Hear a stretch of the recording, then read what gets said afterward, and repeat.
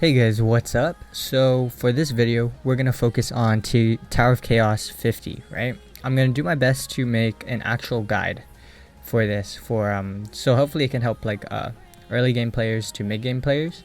Late game players, I'm pretty sure are gonna have the monster and the units to get by, at least with the nuker and stuff like that. Now, there are actually like two ways I can see of you tackling this level. Now let's go to this level and we'll look at it first, right? So does it actually, okay, so the boss is the fire Shiva. Now I haven't done this, I don't quite remember how I would run this, so it's actually gonna feel like my first time running it again because I think they buffed the Shiva. I'm not sure if that actually matters too much in this and whatnot. I think the Shiva has a recovery down, something like that, or a fatigue or something that limits your blue soul regeneration, and that's gonna f you up in the boss level when you hit him. Also, when you get there, the light arthurs are actually a big problem. Actually, throughout this whole entire stage, the light arthurs are the ones that you need to focus down because they do most of the damage. Going back to what I said previously about there are two ways you could do it. Now, some people just like try and chain CC the level. That includes stunning the arthurs, getting rid of the wood yukis, and then killing the light arthurs and whatnot. And then of course, when you get to the boss stage, you're just gonna try and chain stun Shiva, and then you're gonna try and nuke him down. And then without defense down, if you're not running that for the CC team that you made, you're gonna just try and outlast his buffs. So every 3 turns he's gonna get an attack buff, an HP buff, and defense up buff. So it's gonna be harder to kill him over time. The goal is to, with the CC team, is to have enough tanky monsters that can outlast the damage, but at the same time put off enough damage to in the end eventually kill him. Now, the unit that, or the team comp that I went with, that was actually the CC team, was maybe a Arthur lead, and then a Miho, this wood Miho, and I didn't have much stun units, so Fire Arthur for the element advantage, and then a passive healer, and then I used Wood Purse, but you could also probably use another passive healer to help you get through the mobs. The thing about the mobs is you're not going to feel the damage coming from the Yukis. However, over time, if there's like 3 Yukis to 1 Arthur, you're going to focus the Arthur, and then the Yukis are just going to keep fatiguing you. And then like over time, that damage is going to accumulate, and then it could mess you up in some runs. What I do need to talk about though is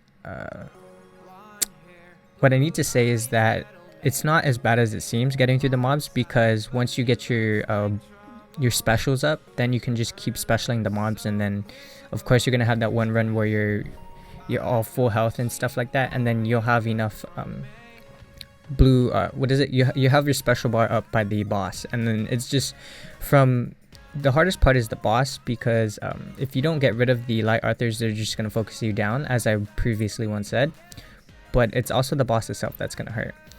So I don't know if this run is going to be too successful, but the way I'm thinking about doing it is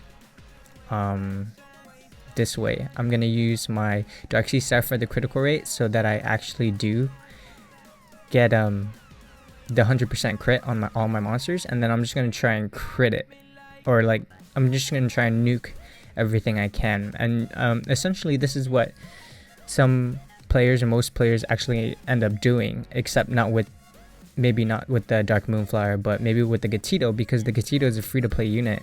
You should have gotten him in the past capture event, since they brought him back. If you missed both of these events, then maybe you're lucky enough and you got the Mona. You could use the Mona to get through mobs and stuff like that, but you might want to put like maybe something that has an elemental advantage against him, like maybe like a Leo or a Mona or something that could out sustain the damage, and then give off enough damage, you know what I'm saying, to kill the boss eventually. It's gonna be hard gemming them, and it'll be hard once you get to the stage. You might fail a couple times, but it's really RNG from there, because you got to be able to stun him, of course, and then you got to be able to do enough damage. So this run that I'm about to do might not actually be perfect, so we're gonna just keep doing it and try and find some ways to defeat him, because I know that the times that I was able to beat him, it wasn't like 100% you're gonna clear every time, and it's gonna be difficult to formulate right now in this video a specific team for you to that you're gonna 100% pass this boss every single time. So we're just gonna dive into it right now. I'm not gonna talk about my gem builds and stuff like that, but maybe I'll mention a few of them along the way about how they're built. Of course, these are nukers, so they're all built with crit rate and attack because they're all on ruin set, and they are dark monsters. So again, it's really hard to make a guide for this because different mobs will determine how your run's gonna go. Like this stage here, or this mob here, could have been all Yukis and then no Arthur, you know what I'm saying? So now that it actually has 3 Arthurs, I'm actually in a very big predicament because they can kill my monsters. At this point, what it comes down to is me killing the Arthurs before they kill me.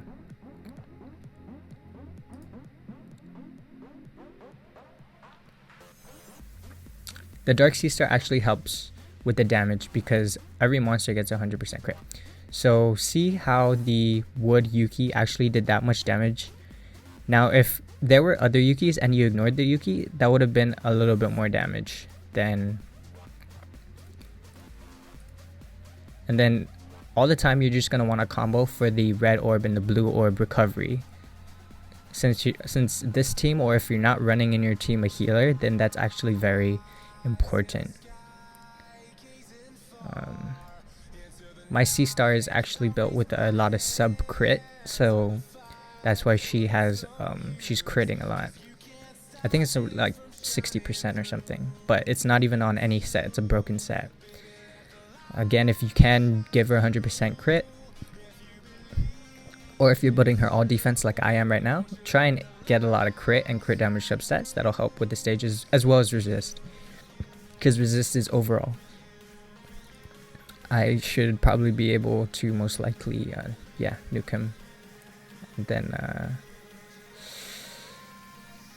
I think I can just hold out on using my my special, my Gatito. It's not needed for this. And then again, just try and combo the best you can. Now if you're a free-to-play player, it'll really be hard for me to give you some advice on this stage, because depending on what monsters you have available to you, it's going to differ. But essentially you're going to want to CC through the stage, or you're going to want to nuke through it, and nuking is probably the better option of the two. So you might want to invest on monsters that do a lot of damage to the Arthurs. That would be wood, or not wood, I'm sorry, that would be dark units.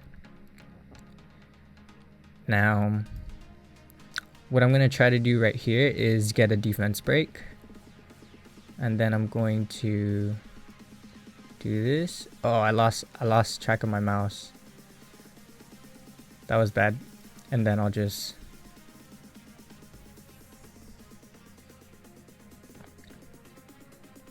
so I got shocked there, and then he fatigued my, so I'm just gonna ignore. Okay, it wasn't so bad. That was my first time actually running it with this team, but I think you can omit the 3 units here, the Sea Star, the Moonflower, and the Thor. This stage is ideal for damage output and how much damage you can do. It's a damage check. So I actually have more than enough damage to get through the stage, which actually helps. But the reason why I said you can omit the Thor, the Moonflower, and the Sea Star is because this unit right here, the Dark Gatito, is actually really easy to come by. I mean, they brought it back in a capture event twice. And then you omit those because those are units that you might not have as a free-to-play player or mid-game player.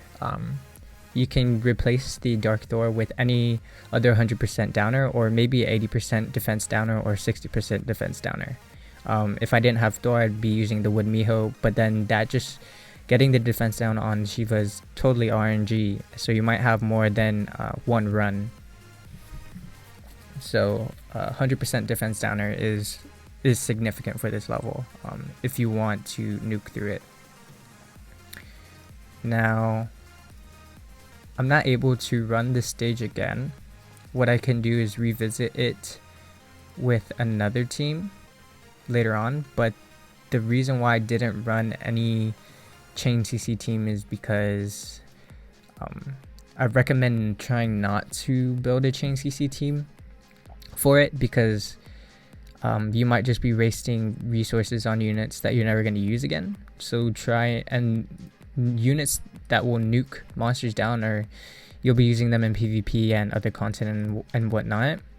Looking at my monster box, it's hard to say which ones to use because, again, the free-to-play player or the mid-game player doesn't have these monsters. And of course, I use like the Persephone because, well, I used the Persephone in my earlier runs, I'm trying to say, is because, well, I got lucky with the pull, and Persephone is probably the best Nat 5 passive healer in the game. I tried using Jelly before, but the Arthurs would focus it down. So units that you can use if you don't have them, like if you don't have the Dark Moonflower or the Mona, actually you should have the Mona if you've been playing this game enough. You can use the Dark Gatito, and if you don't have the Dark Gatito, then it's hard to say, it's hard to help you, because that stage is it's really hard to do it without a nuker, and Dark Gatito is probably the best single target nuker in the game that you can get for that stage. That's free to play. Everything else is like kind of, it's irrelevant compared to using the Dark Gatito. So if you have the Dark Gatito, if you were able to pick him up, I suggest raising him to 60, giving him 100% crit, and then making sure he survives till Shiva, defense breaking Shiva, and then just keep the cat alive. And then if you have any 100% CC monsters like the Fire Arthur and then the Light Kraken, who has a 100% stun, or even the Wood Miho, who has maybe a 50-50 60% stun, something that can stun the mobs and the bosses to help Gatito get there. And then once you get there, it'll be like 2 or 3 turns if you can land a 100% defense break and then nuke him down. That's essentially probably the best, it's the best way to get through that stage, other than chain CCing everything. It's more trying to chain CC everything is it's a little bit more based on RNG, so it's hard to make a guide especially for that. And even if I were to be if I were to be successful doing it with a chain CC team, I can't guarantee that that team's going to work for you like in the amount of times that it took me to do it, because that's just how much or how bad a CC team is for that stage. Now, you don't have to use dark units, okay? Like you could even use like a light unit that has CC or has a hunter skill or something. One unit I know in particular that has a hunter skill that is wood is the Wood Yaksha, and she actually has CC on her first skill and then a hunter on her second skill, so you could bring that unit in to make up for the damage that you don't have. And then she does more damage against the boss because she is a wood unit, and then also doesn't get hurt as much by the wood Yukis. Another unit I'm also thinking about that you could use is the Light Tiger, and the reason for that is because, well, he was basically free to get. and he basically has the same skill set as the Wodyaksha. And if you basically invested enough resources into getting the tiger, you should have him at Evo 3, and you can get him to level 60 with pretty decent stats. They're not high, but his attack is high, and he's also element neutral on that stage, so that could help you as well. Now, it's hard to say about any other units unless you like dark units, I would say, because it's hard to say if you got them or not. But if you're lucky to get a really good dark unit, like an exclusive dark unit, like maybe even this, if you're lucky enough to score this monster, she could actually help you get through the stage 2 with another like CC, like a Wood Miho or something, and then a Dark Gatito, and then maybe a filler monster like a Wood Gatito even, because Wood Gatito has a 100% defense now, but then it just depends on the monsters you have. So I tried my really tried my best to explain this stage to you. I can only do it once a month, so I won't consider this my final guide to TOC 50. What I plan to do is to do a video every time I do TOC 50, and then depending on how my viewers need assistance or help or whatever, or I'm gonna try and tailor the rest of my TOCs to what they comment and what you guys recommend and stuff like that. So this is the first time that I'm making a video for TOC 50. I actually had this video was in the making months ago, but or like last month to be in particular, but what happened was I didn't record it with that team. I didn't have the team I did have now. I actually did it with just a Moonflower. However, doing it with just a Moonflower is insignificant to me because Moonflower is a really hard unit to get. You can only get them from a light dark egg. So the fact that I did it with a Gatito actually makes things a little easier in the explaining process, especially with the fact that Dark Gatito was a capture event twice, so there is really no reason you shouldn't have this monster. And then again, if you just join the game, then maybe this guide isn't for you and you're gonna have to wait a bit till you get the power creep going on. What I recommend is to build up your monsters, farm golems, complete the story map if you're so early into the game. You know, don't get down on it. It's a working process. You're gonna have to keep going back to that level and see if you can you can do it. So you gotta like keep tailoring your team with gems, make sure their levels are high enough, make sure they do enough damage, and then keep going back to the floor to see if you can progress in it. Again, I'm sorry if this guide was a little rough around the edges, but I did try my best to explain the difference between using a full CC team for it and then a nuker team for this. Now I will revisit this next month and I will make another video, so this is more or less going to be my part 1 guide to it, and then depending on how you guys react to it, what you guys need to see in this video, then I'll tailor it the next month and so on. So that's it for this video, guys. I hope it helped you guys out just a little bit, and it showed some newer players how it should be done. But that's gonna be it. Don't forget to comment down below. That's gonna be very important for this project that I'm working on. And I hope you guys have a nice day. So peace out, and I'll see you in the next one.